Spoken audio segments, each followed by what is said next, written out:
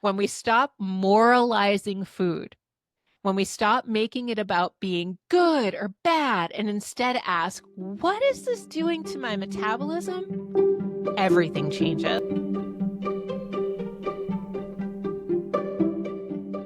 Hello. Welcome to the How to Take Care of Yourself podcast. I'm Veronica Wolff-Casey. Today's episode is one I've wanted to record for a while now because it's a topic that's everywhere and nowhere all at the same time. It affects your weight, your mood, your hormones, your energy, and your brain. And yet most women I work with never have even been told that it's actually what's going on. Indeed, I hear from women all the time that they go to their doctors, they get all this testing done, and the doctor goes, I don't know what's wrong with you. I think you're fine. The tests show that you're absolutely okay. But, perhaps they're feeling like they're lagging behind. They don't have as much energy as they usually do. The doctor will say, oh, maybe it's hormones, or they'll say, oh, well, you're overweight. Why don't you eat less and exercise more, as if that's going to solve all of their problems. Spoiler alert, it does not. But what they don't say is that it is insulin resistance. Insulin resistance, which is a silent metabolic saboteur. Okay. It's why your blood sugar is wrecking your energy, your waistline, and your mental clarity. And today we're going to talk about what you can do about it. Whoa, before you tune out and think that's for diabetics, not for me, I want you to stay with me because what I have to say and what I'm going to share could explain why you're tired, why the weight won't budge, why your sleep is wrecked, and why all the wellness things you've been trying have not been working. Trust me, I know I've tried everything. Well, not everything, but a lot of things. I've eaten macrobiotic. I've eaten strictly Ayurvedic. I've done it all. And it's not to say that Ayurveda doesn't have a role here, because we're going to explore what insulin resistance is, how it shows up, why mainstream advice totally misses the mark, and how you can begin to heal. And yes, we're going to look at it through both the lens of metabolic science and through the wisdom of Ayurveda, because that's what we do here. Now, before we get into it, I'm going to ask you to do me a favor. If you're not already a subscriber to me on whatever platform you're listening to now, please, please subscribe. Subscribe, like this video or like this podcast, and let's help the algorithm understand how important information like this is. Okay, let's get into it. So, what is insulin resistance? Let's start at the beginning. Insulin is a hormone. Think of it like a messenger. Its job is to tell your cells, hey, there's glucose in the blood. Time to take it in and use it for energy. It's totally normal and healthy for insulin to rise when you eat. But when you eat too often, you eat too many carbohydrates, or you have chronic stress keeping your cortisol high, insulin starts to get pumped out all the time. Eventually, your cells stop listening. They become resistant to insulin's message. It's like yelling at someone who's heard you too many times. They tune out. It's totally the boy who called wolf. So your body compensates by pumping out even more insulin. And here's the kicker. High insulin often shows up long before your blood sugar does. So you can have a normal fasting glucose. So this is what your doctor is testing when they test your HA1C. They're testing your hemoglobin A1C number. So they're testing how much sugar glucose stays in your blood for how long. And so you can have a relatively normal fasting glucose. And I have to say, what the doctors consider, what normal Western medicine, what most doctors consider a normal fasting glucose, and what I personally and all the practitioners I follow think is a normal fasting glucose, it's a little different. So if you're coming in at like 6.5, 5.5, and your doctor's like, oh, you're great, you're in a great place, you could still be deeply insulin resistant. Ask me how I know, because that happened to me. I had a normal fasting glucose. My doctor was like, oh, that looks great. I was like, I think something's going on. And indeed, I was insulin resistant. This means you could be walking around with constant cravings and food noise. This is when the food won't shut up. It's when the food in your cupboard is constantly murmuring to you. Used to happen to me with chocolate all the time. Be like, oh, there's still a Cadbury egg in the cupboard. And I'd be like, shut up. And it would be like, no, come and eat me. And I would go and eat it because that's a constant craving. Fatigue after meals. This means you eat and then you get wiped out. It's because your glucose is rising and falling. Stubborn belly fat that won't go away. Oh my gosh, we've all been there. And you think, oh, it's probably menopause. But then you try to do things and then it doesn't go away. You're doing crunches till the cows come home and it persists. This is one of the symptoms of insulin resistance. Anxiety or mood swings. Again, insulin resistance. Hormone imbalances. Oh, but I thought hormones were driving the problem. No, insulin resistance can drive the imbalance. And then early signs of PCOS or metabolic syndrome. And I will say that insulin resistance and metabolic syndrome usually go hand in hand, right? Your doctor might even tell you everything looks normal, but it's not normal. It's common and it's fixable. So if I just read through all of those things and you're like, that's me, crap, don't worry. Everything is fixable. What one of the doctors I follow, Dr. Ken Berry, always says, and he's just fabulous. I'll pin some of his resources down below because you don't want to miss out on his Tennessee wisdom. He's amazing. But he always says, if you are fogging up a mirror, it's not too late. Right? So if you are still fogging up a mirror, it doesn't matter if you're 25 or 205, although I don't think anybody lives to 205. But if you did, and you were like, ooh, it's too late for me. No, friend, if you can still fog up a mirror, it's not too late. So how do we know if we have insulin resistance? Well, we have those symptoms we just talked about, but let's talk a little more about how to spot insulin resistance in real life without needing a lab coat. So without having to go get an insulin test. Because often if you come back with a normal fasting glucose, according to most doctors, they won't even bother testing you for insulin. And so if you can't often, and depends on the state you're in, but if you don't have a lab request to get that tested, you might have to pay for it out of your own pocket. And then there are some states that won't even let you do that. I know it's shocking. The state of the Western medicine is kind of shocking across the board. Once you start going down the rabbit hole, it gets scarier and scarier. So here are some subjective signs that you might notice that help to tell you if you have insulin resistance. So that belly fat that doesn't go away, no matter how clean you eat, cravings, especially for carbs, sugars, or snacks in between meals, energy crashes, right? You ever just completely tank around 3 p.m. and you're like, but wait a minute, why? Why am I so tired? Doesn't make any sense. It's one of the ways we can tell if we have insulin resistance. Brain fog, trouble concentrating, or feeling spacey or woozy after eating.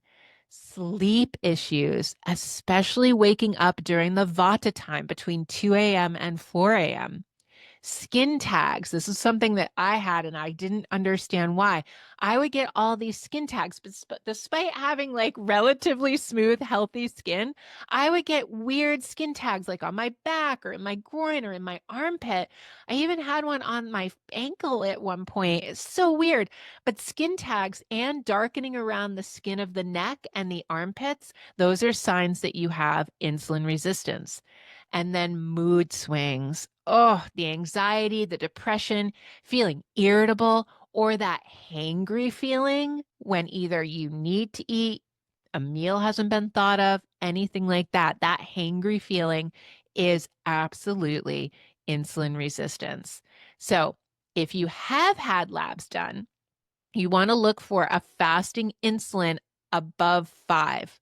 That means you're insulin resistant. If your triglyceride to HDL ratio is over 2, again, that's insulin resistance. If your A1C creeps above 5.4, and this one's my favorite because this isn't a lab test. This is something you can do right now.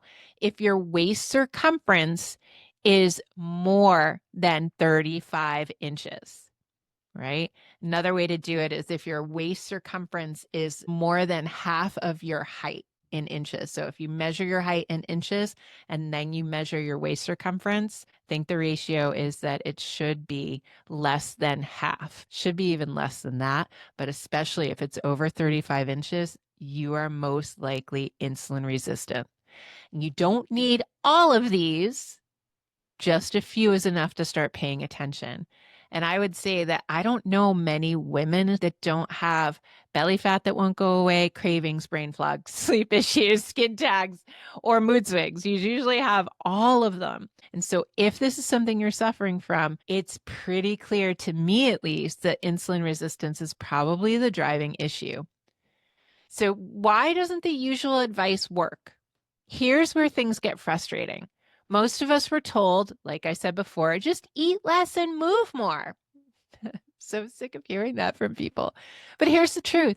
If your insulin is high, your body literally can't access stored fat, okay? Because insulin is the fat storage hormone. I'll say it again. Insulin is the fat storage hormone.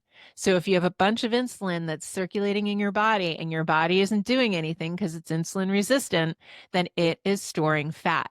It's locked out. You can calorie cut all day, but you just end up feeling hungry, tired, and inflamed.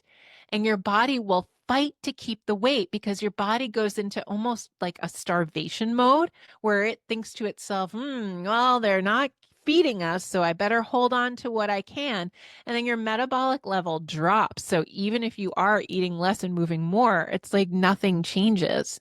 And so then we're told to eat whole grains, balanced snacks every 3 hours, but that just keeps insulin elevated all day long. Your body is not designed to graze. If you look back to the ancestral patterns of eating, you see that people ate when there was food and they fasted when there wasn't food. And there was no grocery store, so you couldn't just go, pick up a box of Ho-Hos. You had what you had, and then that was it. Even the wellness world gets it wrong. Smoothies with banana and almond butter, oat milk lattes and chia pudding, they are blood sugar disasters. So what do we do instead? Here's what actually works. Here's where we pivot into real solutions and the metabolic reset method that I live by and teach. This has been the basis of how I've transformed my life, my husband's life, and all the clients I have been seeing in the last several months. It is a game changer, especially as we age. Okay, listen carefully. You might want to take notes.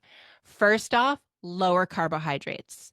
And this means all carbohydrate foods. Usually we think of sugars and pastries and bread, but I mean carrots and beets. Even onions are pretty high in carbohydrates. And it's not because carbs are evil, but because they're a major driver of insulin. Okay. Anything that you eat that has a carbohydrate in it is going to drive glucose. And what does glucose need in order to function in the body? Because here's the deal. Your body doesn't want to keep glucose in the bloodstream. Really, you should only have about 4 grams of glucose in your bloodstream at any given time. Do you know how much that is? That is a teaspoon. That is a teaspoon of carbohydrates, a teaspoon of sugar, right? That's 4 grams carbohydrates. Most people do best under 50 grams total per day. And many women need to go under 30 to see results. I'm actually under 15. I know, it's crazy. I don't eat any sugar. I don't really eat any carbohydrates on purpose. I know, right? You're probably thinking right now, like, how the heck do you enjoy your life? I'll tell you what, once you shift things, you absolutely start feeling better. And then you're enjoying your life because you're not feeling crappy all the time. And I don't miss anything. I thought I would, but once you start prioritizing fat in your diet over carbohydrates, your satiety is off the charts and you don't crave it anymore. It's pretty amazing. So what do we do if we're not going to eat carbohydrates? Well, we focus on meat, seafood, eggs, fat, and non-starchy vegetables like zucchini, spinach, cauliflower. Those are three of my top favorites, but especially cauliflower and zucchini. Man, I could eat that every day. Number 2. So 1 is lower carbohydrates. 2 is eat less often. Every time you eat, insulin goes up, which is what it's supposed to do. Fasting done safely gives insulin a chance to fall. I don't mean like fasting for 24 hours or anything like that. I mean the regular cycle of intermittent fasting that most of us do somewhat every day. I usually tell people to start with 12 hours to begin with. That means 12 hours you have an eating window, so you can eat during that 12 hours. The other 12 hours you're not eating at all. So for some people that looks like, maybe they have breakfast at 6 a.m. and then they have dinner by 6 p.m. But then we work up to 16 to 8. So 16 hours of fasting to an 8-hour window of eating. We don't want to snack between meals. Okay. What does that 16 to 8 look like? Well, for instance, we eat our breakfast around 10 a.m. We eat a big meal around 3 p.m. and then we eat our dinner. Usually mine is at like 6, right? So 10 to 6, that's about 8 hours, right? That's our eating window. There's nothing that happens after and there's nothing that happens before. Maybe some electrolytes or even like I have tea with butter in it, but I don't consume food that's going to spike my insulin. Okay. Number 3, we're going to prioritize protein and fat. These stabilize blood sugar, keep you full, and help rebuild your metabolic machinery. Think ribeye steak, eggs with butter, lamb meatballs. I have a really good recipe for that coming out. Spiced turkey and zucchini skillet. That recipe just came out. It's in the website, so go look it up. We want to prioritize food that has a high amount of fat, a moderate amount of protein, and a minimal amount of carbs. It's a little bit of a reversal of thinking because we have been told our entire lives, at least if you're a certain age, that we need to demonize fat. We have it all wrong. That's a different episode. I will get into that. And I'll actually link in the show notes to a documentary called Fat, the documentary that I think everyone should watch. It's all about how we vilified the wrong substance. It's terrible. Again, like I said before, the rabbit hole is deep and it's not pretty.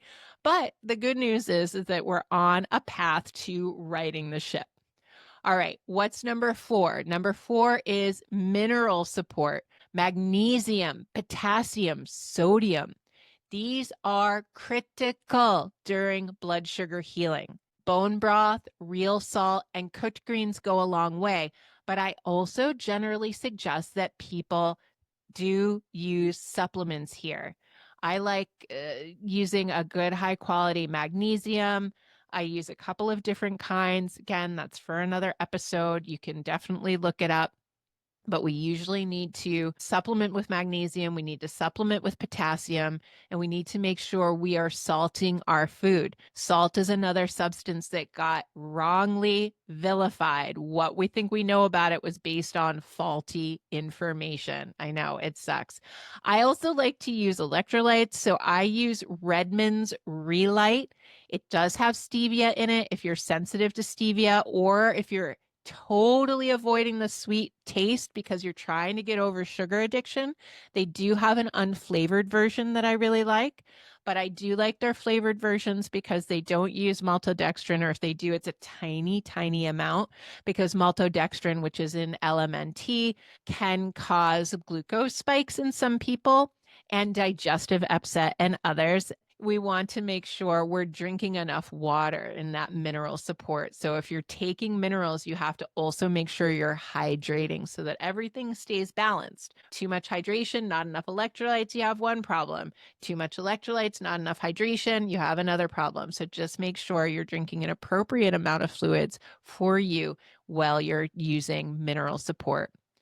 And then number 5, the Ayurvedic layer. This is where it gets juicy. From an Ayurvedic lens, insulin resistance looks like excess kapha, so heaviness, accumulation, stickiness. And then there's ama. Ama is the mama of disease. Ama is undigested metabolic sludge that clogs up the channels and makes it really hard for anything to flow. And then low Agni, low digestive fire. It's a digestive fire that can't handle modern food loads, can't handle these ultra processed foods and these ultra processed carbs and all this processed sugar and different carbohydrates. It's really hard, so it blows the Agni out. What do we do to help it out? Well, we bring in digestive herbs like trickatu, which is a mixture of black pepper, dry ginger, and long pepper. Or you can just do simple ginger tea, or you most likely have dry ginger and black pepper in your house right now. You can mix them together. If you don't tolerate that, there are a myriad of other digestive herbs that you can use to boost your digestive Agni. And then meal spacing, making sure we eat breakfast, lunch, and dinner. Or those of you that are doing 2 meals a day, you eat breakfast and lunch. You're making sure that they are appropriate for your digestive fire. You can digest anything if your Agni is up for it.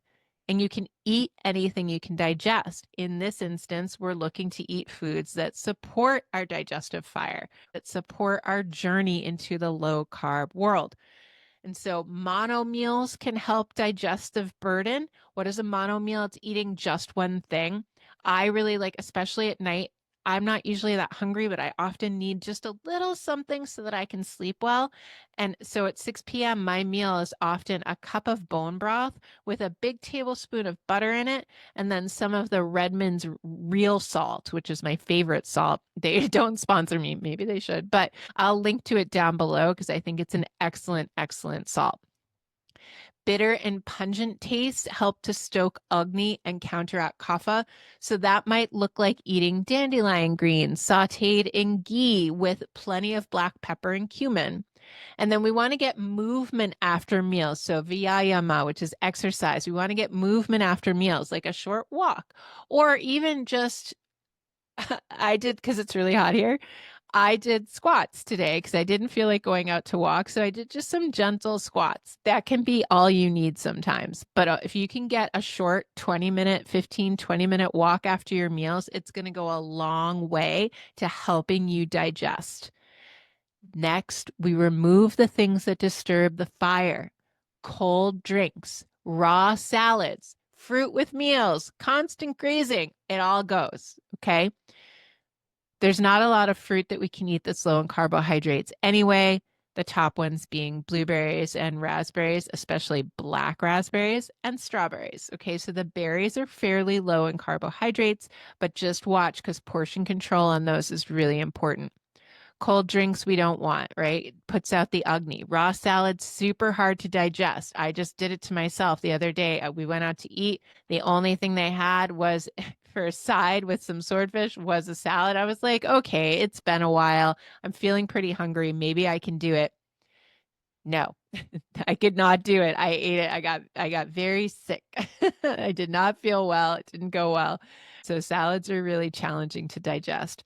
And then that constant grazing. We want to eat, let ourselves get hungry, and then eat again. The constant grazing usually comes from people eating too many carbohydrates and their blood sugar spikes and drops and spikes and drops and spikes and drops. So of course they're going to get hungry because their blood sugar is giving them these signals that aren't necessarily useful. I want you to remember, though, this is not about restriction. It's about rhythm. It's about rhythm, getting into the appropriate rhythm for your body. Here's the thing. You don't need more willpower. You need less insulin. I've always seen that in the women I admire. They're like, oh, I just got to grit and get through it. Like, well, what if there was another way? This is another way. When we stop moralizing food, when we stop making it about being good or bad and instead ask, what is this doing to my metabolism? Everything changes. Insulin resistance is not a life sentence. It's a signal. Your body is asking for a reset, not a punishment. And healing it can change your life. Not overnight, but over weeks and months, you'll find yourself waking up with more energy, eating with clarity, and no longer trapped in the sugar crash restrict cycle. That's what I want for you. That's why I do this. I want people to feel good in their bodies. I have found a way that did that. I have found a way that ended my lifelong struggle with anxiety and depression, my lifelong struggle with sugar addiction. It all came down to the same thing: insulin resistance. If we change our relationship with these substances, our relationship with ourselves changes for the positive. I'm here to tell you it works. Okay. If this episode spoke to you, please share it with a friend who's struggling. Better yet, come work with me. Right now, I'm offering private one-on-one metabolic reset consultations, but I am working on developing, and it opens, my fingers crossed, my lips to God's ears, July 25th should be the launch of the Metabolic Reset community. I'm super excited about it. It's going to have all sorts of fabulous resources, including one-on-one check-ins with me, bespoke recipes, personalized content for the group. It's going to be amazing. So in the meantime, if you want to work with me one-on-one, you can book a call through the link in the show notes, just a free discovery call, get 15 minutes with me to see if it's a good fit. Or you can email directly at veronica@veronicawolff-casey.com. And please don't forget to subscribe, because we are just getting started. Thanks for being here, my friend. Keep tending the fire, keep asking questions, and above all, keep taking care of yourself. And if no one's told you yet today, I love you, and I'm convinced of your capacity to continue crafting a life worth living. Stay healthy, my friends. Bye.